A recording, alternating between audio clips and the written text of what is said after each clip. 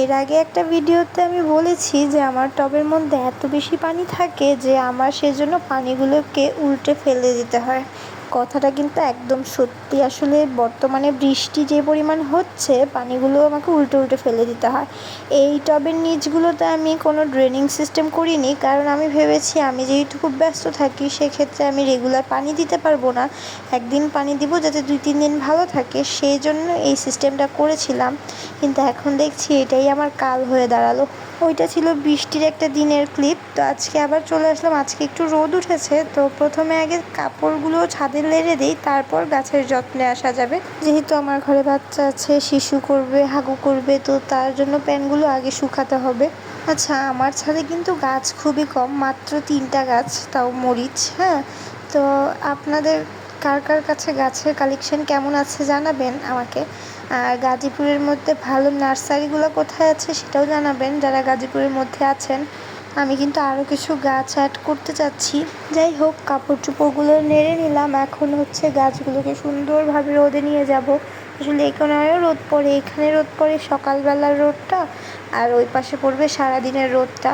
তো এখন সবগুলো গাছকে আমি ওই কোণায় নিয়ে যাব, কারণ এখানে থাকলে মাটিগুলো শুকাবে না। মাটিগুলো যদিও অনেকটা শুকনো, কিন্তু পুরোপুরি শুকনো না, মানে এখনও ভিজে ভাব অনেক রয়েছে। আর মরিচ গাছ তো একদমই ভিজে ভাব সহ্য করতে পারে না। মানে মরিচ গাছ যদি বেশি পানিতে রাখা হয় বা মানে রেগুলার পানি দেওয়া হয়, তাহলে কিন্তু মরিচ গাছের গোড়া পচে যায়।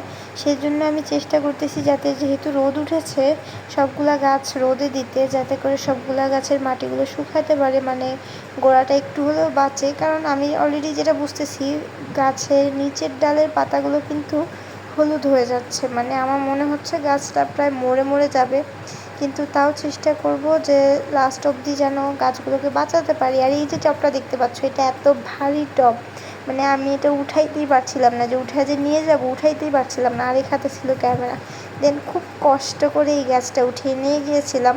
এই রেগুলার বৃষ্টির আগে কিন্তু এই গাছটার গ্রোথ সবগুলো গাছের গ্রোথের থেকে অনেক বেশি ছিল। সবগুলো গাছ একসঙ্গেই লাগানো হয়েছিল, কিন্তু ওই গাছগুলো খুবই স্লো বাড়ছিল, আর এইটা হচ্ছে খুব তাড়াতাড়ি বাড়ছিল। কিন্তু এখন যেটা বুঝতে পারছি, এটা হয়তো মানে কতক্ষণ বাঁচিয়ে রাখতে পারবো বা কতদিন বাঁচিয়ে রাখতে পারবো জানি না, কিন্তু মনে হচ্ছে না যে গ্রোথটা আর আগের মতো থাকবে। আর এই মাটিতে হচ্ছে একটা পেঁপে গাছের বীজ লাগানো হয়েছিল, একটা না অনেকগুলো বীজই লাগিয়েছিলাম। তো দেখি কবে হয়।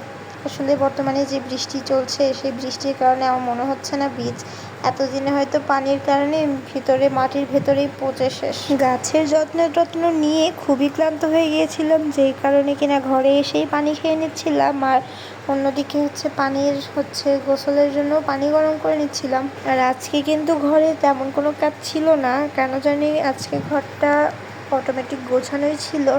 সকালবেলা জাস্ট খেতা কম্বলগুলো একটু ভাঁজ করে নিয়েছি, আর এছাড়া পুরো ঘর গোছানোই ছিল, এত কিছু নোংরা হয়নি। যাই হোক, ভিডিওটা এই পর্যন্তই। সবাই ভালো থাকবে।